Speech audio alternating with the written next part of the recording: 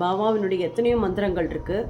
எல்லாமே உதி மந்திரமாகட்டும், அப்புறம் பாபா சாலிசா ஆகட்டும், ஓம் நமோ பகவதே சாய்நாதாய அப்படிங்கிற அந்த மந்திரமாகட்டும், அப்புறம் ஓம் சாயி, ஸ்ரீ சாயி, ஜெய் ஜெய் சாயிங்கிற மந்திரம், நிறைய சாண்டிங் கூட நம்மளோட குரூப்பில் எல்லாம் போயின்னு எல்லாருக்கும் தெரிஞ்சிருக்கும். கிட்டத்தட்ட 300 சாய் குரூப்பில் நம்ம சேவா பண்ணிட்டுருக்கோம். நான் இருக்கேன். அதெல்லாம் பத்தலை இன்னும் அப்படின்னு தான் சொல்லுவேன். ஏன்னா எவ்வளோ பேருக்கு நம்மளால் முடியுமோ அவ்வளோ பேருக்கு செஞ்சிடணுங்கிற ஆசை நிறைய இருக்குது.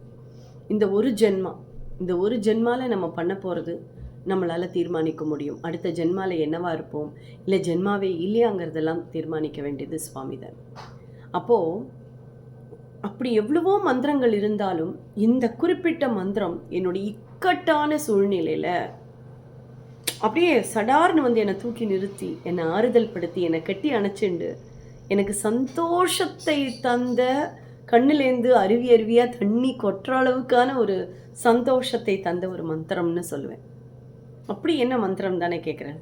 முதல்ல சந்தர்ப்பம் என்னன்னு நான் சொல்கிறேன், சரியா? அது எப்படி உருவாச்சுங்கிறது அப்புறமா சொல்கிறேன்.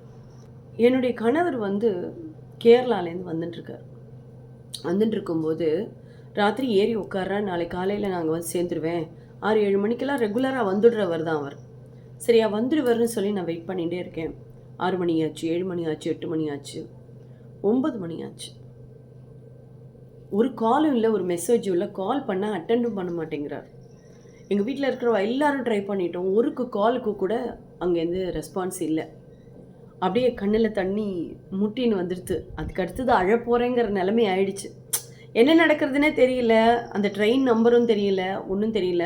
அதாவது கேட்டு வச்சுருக்கலாமோ, இல்லை இந்த டைமுக்கு வருதேன்னு சொல்லி யாரையாவது கேட்கலாமான்னு கூட அந்த டைமுக்கு தோண மாட்டேங்கிறது. அப்படியே மைண்டெல்லாம் பிளாங்க் ஆகிடுது. அப்போது சுவாமி உடனே அப்படியே கண்ணிலேருந்து தண்ணி கொட்ட போகிற டைமில் அவரை தடுத்து நிறுத்துகிற மாதிரி எனக்கு பாபாவினுடைய வாய்ஸ் கேட்குறது.